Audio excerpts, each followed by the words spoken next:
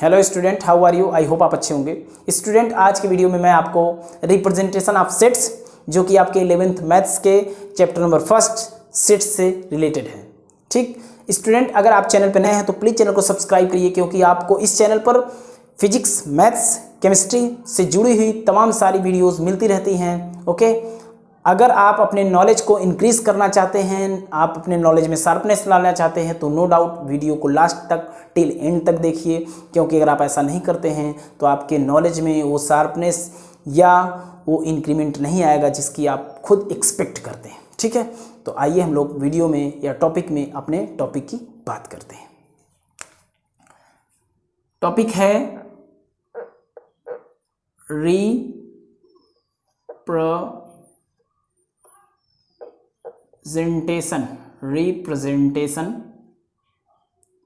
Of set.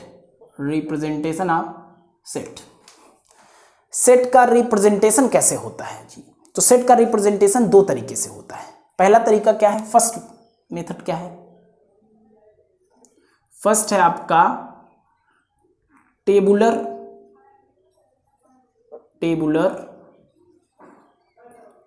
OR roster. Tabular OR roster method. Tabular या roster method होता है पहला। ठीक, ये टेबुलर या रोस्टर मेथड क्या है, इसके बारे में हम लोगों को जानना चाहिए। देखो जी, पहले मैं आपको बताऊं कि आप 11th में आते हो, अभी तक आपने सेट के बारे में कभी नहीं पढ़ा। 10th तक तो आप नहीं पढ़ते हो, लेकिन आप जैसे ही 11th में आते हो तो सेट आपके लिए एक नई चीज़ होती है। अब फ़र्क सिर्फ इतना होता है कि आपका इंटरेस्ट इसमें बन भी सकता है और हट भी सकता है। आप उतना इंटरेस्टेड नहीं हो सकते हो। ठीक है, यह डिपेंड करता है आपकी स्ट्रगल करने की कैपेसिटी पर, आप कितनी स्ट्रगल करते हो। अगर आप स्ट्रगल करने में बिलीव रखते हो या करते हो तो नो डाउट आपको सेट या और भी बहुत सारे टॉपिक्स अच्छी तरह से क्लियर होंगे या समझ में आएंगे, उसमें आपको मज़ा आएगा पढ़ने में। लेकिन आपका इंटरेस्ट कब नहीं होगा? जब आप स्ट्रगल नहीं करोगे। ठीक है, तो स्ट्रगल करिए, टॉपिक को समझिए, क्योंकि 11th के बाद ही नहीं, 11th के बाद बहुत बाद आप ग्रेजुएशन, पोस्ट ग्रेजुएशन तक चले जाओगे, सेट आपका पीछा नहीं छोड़ेगा और आपको ये बराबर तंग करता रहेगा। अगर आप इसके लिए तैयार रहेंगे, अच्छी तरह से समझ बूझ रहेगी, तो नो डाउट आपको ये अच्छी तरह से क्लियर होगा। तो आइए हम लोग टेबुलर मेथड के बारे में बात करते हैं जी। टेबुलर मेथड सेट को रिप्रेजेंट करने का सबसे पहला तरीका होता है जिसमें हम लोग करते क्या हैं कि सेट के सारे एलिमेंट लिखे जाने चाहिए। ठीक है, सेट के सारे एलिमेंट लिखने की बात करता है कौन? टेबुलर मेथड या रोस्टर मेथड। इसमें सेट के सारे एलिमेंट लिखते हैं। और तो और सेट को जब हम कभी लिखते हैं तो कैसे लिखते हैं हम? सेट को शो करने का तरीका जो होता है वो होता है कि कैपिटल लेटर या कैपिटल लेटर्स ऑफ अल्फ़ाबेट। हमेशा सेट को कैपिटल लेटर्स ऑफ अल्फ़ाबेट से ही रिप्रेजेंट करना चाहिए। तो चलो यहाँ पे देखते हैं हम लोग। जैसे मैं लिखूँ कोई सेट ए है तो ए इज इक्वल टू क्या है? 1 2 3 4 ए है। ठीक, चलो दूसरा बी इज इक्वल टू 2 4 6 8 ये। ठीक, चलिए इसी तरह से x is equal to A E I O U, ये ले लिया आपने। ध्यान से देखिए, क्या ये कैपिटल लेटर्स ऑफ अल्फ़ाबेट है? वही तो है। सेट को रिप्रेजेंट ऐसे ही किया जाता है। ध्यान रहे कि अगर सेट के एलिमेंट हमें अल्फ़ाबेट से लिखने हो या अल्फ़ाबेट में लिखने हो तो उनको कैसे लिखते हैं? स्मॉल लेटर्स ऑफ अल्फ़ाबेट होते हैं, तो ये स्मॉल लेटर्स हैं, बट ये आपके वॉवेल्स हैं, ये तो आपको पता ही होगा। ठीक है, तो यहाँ सारे के सारे आप एलिमेंट लिखे हैं। यहाँ पर क्या किया है आपने? 1 2 3 4 शुरू के 4 नेचुरल नंबर लिख दिए हैं, 1 से लेकर 4 तक के। यहाँ पर क्या किया है? शुरू के आपने 4 इवन नंबर्स लिखे हैं, 2 4 6 8। आप और भी चाहें तो लिख सकते हैं। फिर यहाँ पे क्या किया आपने? वॉवेल्स को कंसीडर किया है, ए ई आई ओ यू। इनकी अपनी स्पेसिफिक प्रॉपर्टी है। ये नेचुरल नंबर है, ये क्या है आपका? इवन नंबर है, ये वॉवेल्स है। तो ये आपका एक सेट ही है, क्योंकि collection of well defined group is called set होता है ना। बिल्कुल। तो आइए हम इसी को किस मेथड में लिखते हैं? हम सेट बिल्डर फॉर्म में या प्रॉपर्टी मेथड में। तो दूसरा तरीका आपका क्या है? दूसरा तरीका है property property OR set builder method, set builder method, ये दूसरा तरीका है अपना। हाँ जी बिल्कुल, पहला था टेबुलर OR रोस्टर मेथड, दूसरा है आपका property OR set builder method. फर्क इतना है कि इसमें सारे एलिमेंट लिखना जरूरी होता है जब टेबुलर या रोस्टर मेथड में हम सेट को रिप्रेजेंट करते हैं तो, या इससे करते हैं तो। लेकिन अगर प्रॉपर्टी या सेट बिल्डर फॉर्म में हम सेट को रिप्रेजेंट करते हैं, उसमें लिखते हैं, तो इसमें आपको सेट के सारे एलिमेंट लिखने की जरूरत नहीं होती, कोई मस्ट नहीं है, नेसेसरी नहीं है।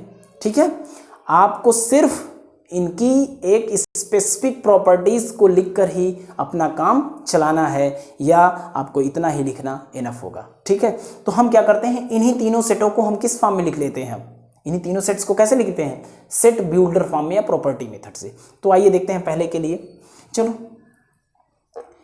A इज इक्वल टू, ध्यान रहे, x सच दैट x, ठीक, बिलोंग्स टू, कहां पे, नेचुरल नंबर में।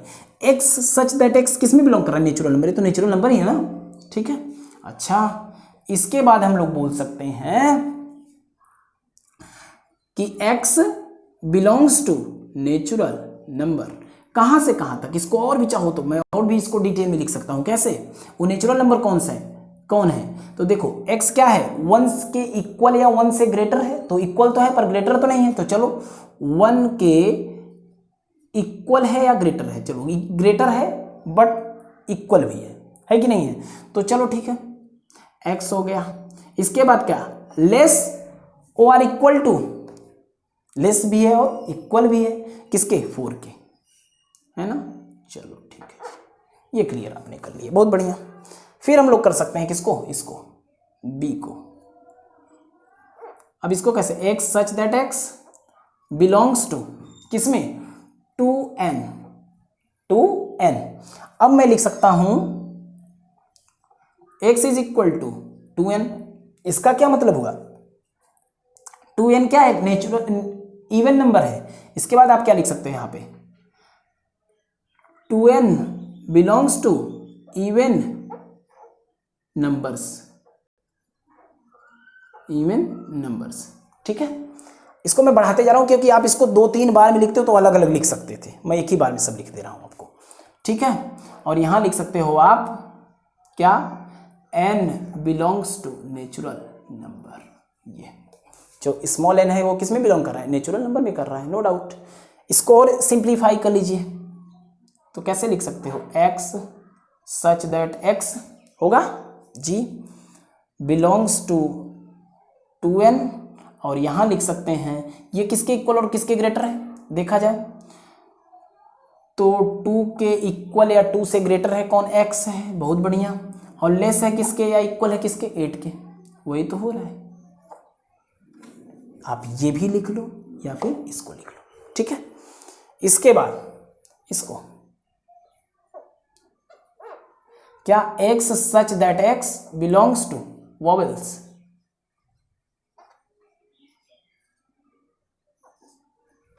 क्लियर हुआ है, समझ में आया, उम्मीद करते हैं आपको समझ में आया होगा। इसके बाद हम आपको कुछ और भी यहाँ बता दें, देखो ध्यान से, आपको नोटिस करने वाली चीजें ये नोट कर सकते हैं आप, क्या इनको तो करना ही है। तो मैं बोलूँ, जैसे मैं लिखूँ कोई सेट A है और इसमें लिख दूँ 1 2 3, ठीक है, और यहाँ पे भी लिखूँ A को और फिर इस तरह से लिखूँ 3 2 1, ऐसे लिख दो। क्या ये दोनों इक्वल है, यहाँ 1 2 3, यहाँ 3 2 1 है, देखा जाए तो ऑर्डर चेंज होगा एलिमेंट के, बट सेट में ये सबसे बड़ी ब्यूटी होती है कि सेट के एलिमेंट के अगर हम क्या कर दें, ऑर्डर चेंज कर दें, तो सेट चेंज नहीं होता, सेट की वैल्यू सेम होती है। तो नो डाउट 1 2 3 या 3 2 1 या 2 3 1 लिखना एक ही बात है, बस एलिमेंट एक जैसे होने चाहिए। तो कह सकते हैं A is equal to A। समझ में आया, आई होप ये आपको अच्छी तरह से समझ में आया होगा, ये क्लियर हुआ होगा इस वीडियो में। बस इतना ही, ओके, थैंक यू।